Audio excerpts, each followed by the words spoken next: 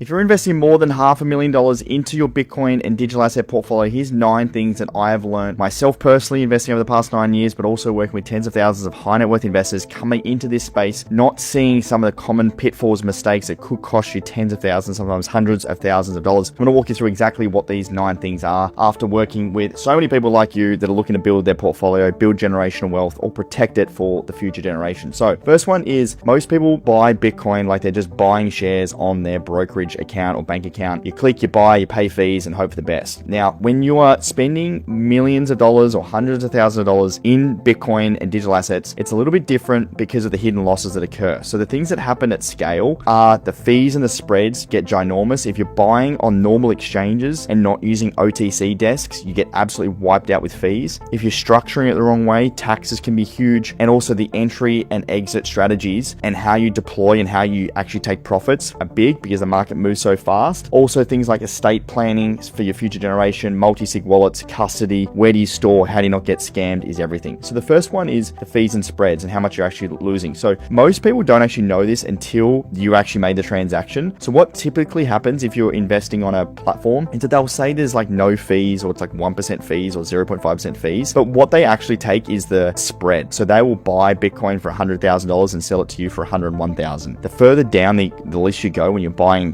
like altcoins, it could be up to 2, 3, even 4% spreads. If you're spending $500,000 on a transaction and you're spending 3% on spreads, that's going to be $15,000 on a spread, right? But they won't showcase that because that's how they kind of get away with it by saying it's no fees. So the key takeaway if you're utilizing a platform is that to use OTC. So OTC stands for over-the-counter trading. It's the institutional way to get in to trade larger sizes. I personally utilize OTC when transacting anywhere over $25,000 at a time. I would recommend you reach out to your exchange and ask them if they have an OTC. Most of the Australian exchanges have it. Most of the overseas exchanges have it as well. And you can then start to negotiate and have better pricing, tighter spreads, and even slippage. So slippage is when you've got low liquidity in crypto and you're trying to get in and out of markets. Sometimes you can lose a bit on slippage as well. Usually you also have someone you can speak to. If you are a client of Collective Shift, if you work with us, we work with high net worth individuals. We have partnerships you can get access to where you basically get to call up a broker essentially and make the transaction. If you are interested, you just reach out to us there. Faster settlement times as well, custom terms, and minimums usually start around $25,000 or $100,000. There's some different ones that I would recommend. I use SwiftX, but there's also CoinStash, CoinSpot have it. You've got Independent Reserve. You've got brokerages like Caleb and Brown and Uptrade. These guys charge higher fees and spreads, but they do have more of like a brokerage person you can speak to.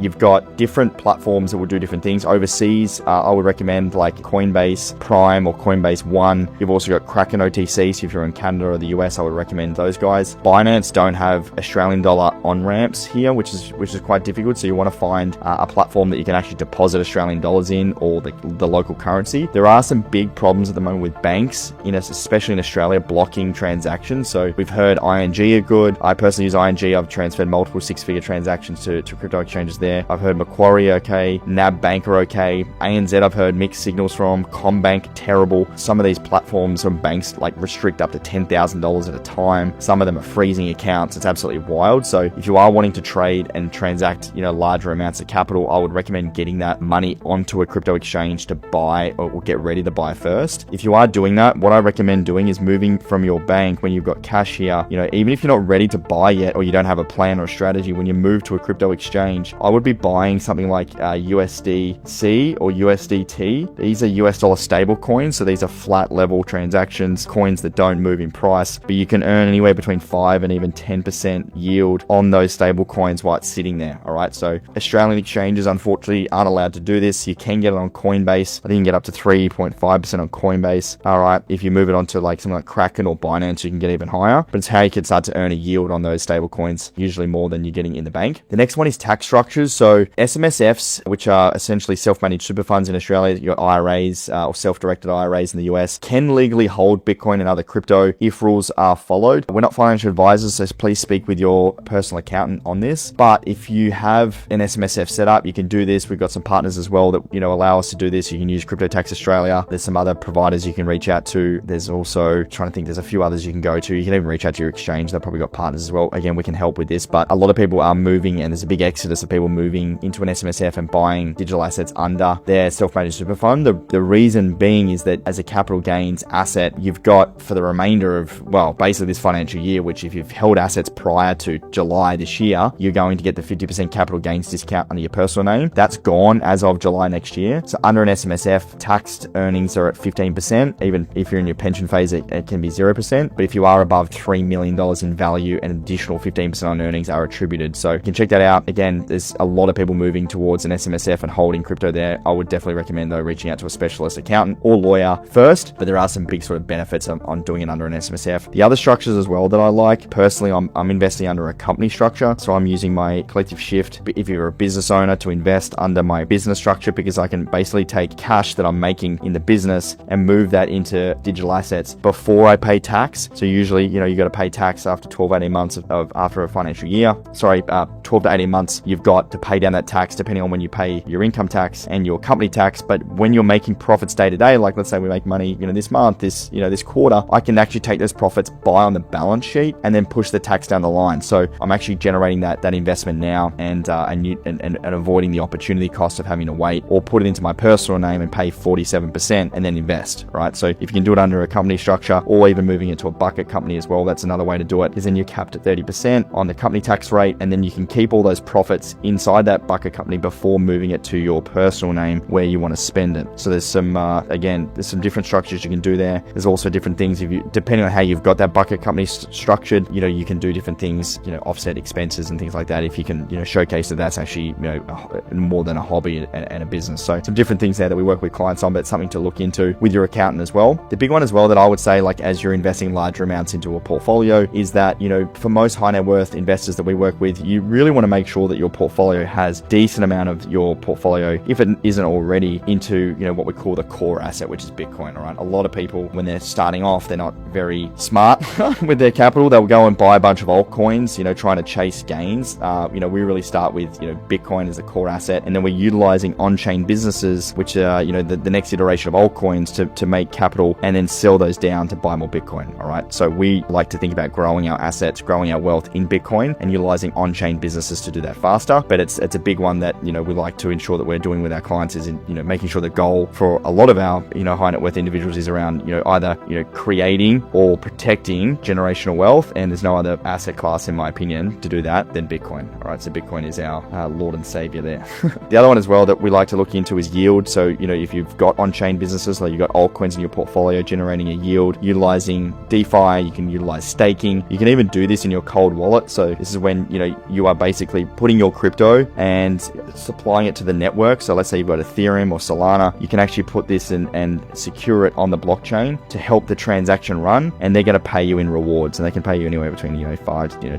Solana, as an example, gets 7% right now. So it's a way where you can stake and own a part of the network, and they're going to pay you in rewards. And you can do this through things like your ledger. So if you've got assets in a wallet, like we recommend, all right, you can even put this in your wallet, and that's going to sign the transactions and do all that for you, and you get paid monthly, which is really cool. The next part is the entry strategy. So when you're looking to enter the market and you've got a large amount of capital you're looking to deploy, all right, let's say you go 500k and you're wondering, how do I build out that portfolio? You've got kind of two options. One is you got the lump sum, or you got phased. For larger capital, phased entry does reduce the timing risk. So as an example, what I like to do is, split this up into, let's say, 100k chunks. We're going to have like 5 of these, and we're going to do this over like a 5-week period, right? Or a 10-week period, and we'll invest the market in these chunks. Now, you may want to put this all into BTC. Let's say we want to build like a third of our portfolio in BTC, and then we start to buy, altcoins down here. That's something you can do. Or another way of doing this is actually just you actually build the portfolio and you deploy that $100,000 at each point, like 75%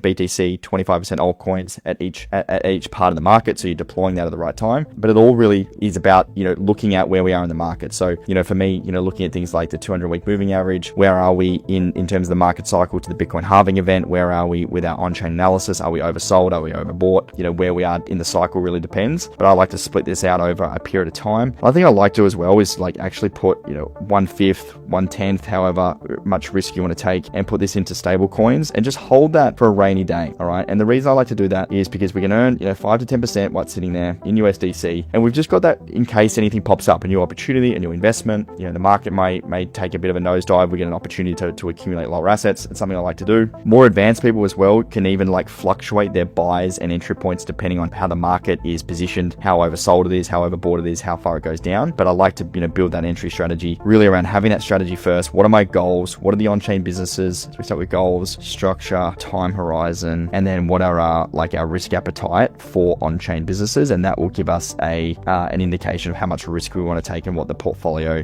allocation looks like. All right. Now, exit strategy is a big one. I like to split this between, you got Bitcoin exit strategy, and you've got then your altcoin / on-chain businesses, right? And the reason why we split this up is because they're two different asset classes. All right. So Bitcoin, something that I like to grow my wealth in. Like, I don't really want to sell it. I may want to sell if I need to utilize that cash. If I need to deploy money into the market, I will look to do that. But ultimately, I'm looking to not sell my Bitcoin if I don't have to. I look at, actually lending against my Bitcoin, right? This is how all the wealthy individuals make money, how you probably made money in property, is we look to lend against it. So we can hold our Bitcoin and we can then lend against it for, an interest rate, let's say 7%, and then we can get cash flow back. And, Bitcoin's compounding at 40% on average over the past 10 years. Bitcoin continues to compound and grow, and that can pay down the interest rate, and you're effectively not selling it, meaning there's no capital gains tax. So that's how I think about Bitcoin. Altcoins on the other side, I use a tiered approach. I look at different things like, predefined levels or even on-chain signals. The MV-RV ratio is a great one to look at where we are with sentiment and analysis on the market and where we are in the Bitcoin halving cycle. But I like to have tiered levels and laddered sells on my altcoins. I like to just use 33% as a core one. All right. So,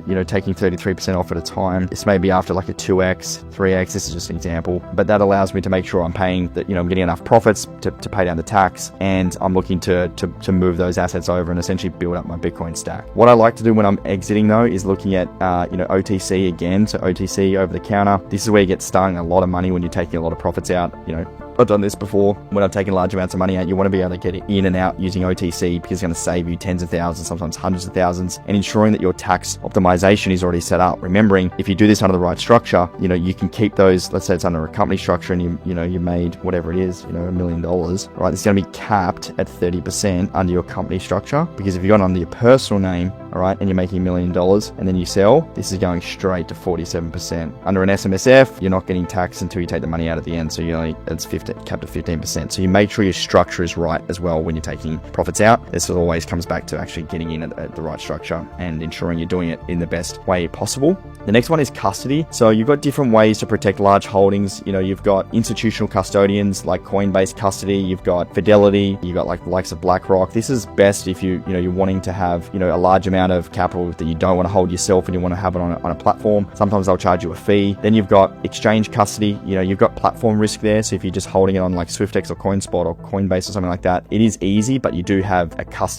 exchange custody risk. So make sure you have, you want to have, things like just the basics, guys, like, a password manager, like 1Password, right? Never just use any old password. You want to have 2FA on. I recommend something like Authy or Google Authenticator, and you just want to make sure that all your backup emails and backup emails are secure. That's a big one if you're holding on an exchange. Self-custody, I like Ledger or Trezor. Again, you're going to have 24 words to keep. A lot of people don't realize that you can actually have multiple copies of the ledger that all go into the one vault. All right. So you can have like the same wallet and you just restore the same keys onto the other wallet. So you start with one wallet, get the keys, your 24 words, and then you just essentially like recover other wallets. So you can have different copies of the same wallet. Because remember, your crypto doesn't live on the wallet. It's just your access keys to access the blockchain. So if you're worried about security, I like to split up my words over different locations, never have it in one spot, have multiple wallets spread out as well. So, there's no risk of, getting lost and not having another copy, and never store this online, guys. Make sure you have that offline only in a vault. You can put it with a lawyer, with a bank, something like that is a big one. The other one is hybrid or collaborative. This is where you got like multi-sig wallets. Multi-sig wallets are really cool because you can basically have access to, different people having different keys that are all required to authorize a spend. So you can have like 2 or 3 or 5. So let's say there's like, you, your partner, your lawyer, your friend, and I don't know who this is, me. And you can have like 1, 2, 3 are required to get a transaction. That again makes it a little bit safer that no one's going to take your wallet and take the money off. The other one as well is eliminates a single point of failure. So if you are only one with a wallet and then something happens to you, well then you've got other people that can also access it. The other one as well, with with hardware wallets. Ledger, Trezor are great. There's a few others you can check out. Just make sure you're never buying off someone else. Like they're not secondhand wallets. They're fresh, clean from factory, and you're documenting the recovery words offline and never storing it online. Estate planning is another one. Estate planning is really allowing and making sure that you've got things set up for the next of kin. So you've got, memorandum of wishes, maybe you've got a sealed letter with the details with a lawyer, appoint a tech-savvy executor or like a digital accelerator executor. This is a big one. It's a big one just to make sure you've got proper processes for someone else to follow. If your wife or your partner, isn't aware of how to actually access it, make sure you've got, real, instructions for them to follow, because the biggest risk here, guys, is just lost keys equals permanent loss. All right. Especially when, incapacitated or death. It's really a big one. And, unfortunately, especially in Australia, the capital gains rollover. It's a big one to make sure that your next of kin and stuff are actually able to get access to it and can get the liquidity, and it survives through when it's not getting, massive tax. So that's the big ones for the high net worth investors. If you're looking to deploy more than $500,000, again, I've got clients up to 30 million, 32 million in their portfolio. These are the sort of the core things I would be thinking about. If you are a high net worth investor and you need support, you don't have time, you want to work with myself and our team to help you build your structure, your strategies out. We work with limited clients around the world. If you're interested, you can click the button in the link below and you can have a look at how we operate and how we work with high net worth individuals building their digital asset portfolio in the link below. But anything else I've missed there, feel free to add in the comments below. Let me know what videos you want me to create next for you all, and I'll see you in the next video. Thanks, guys.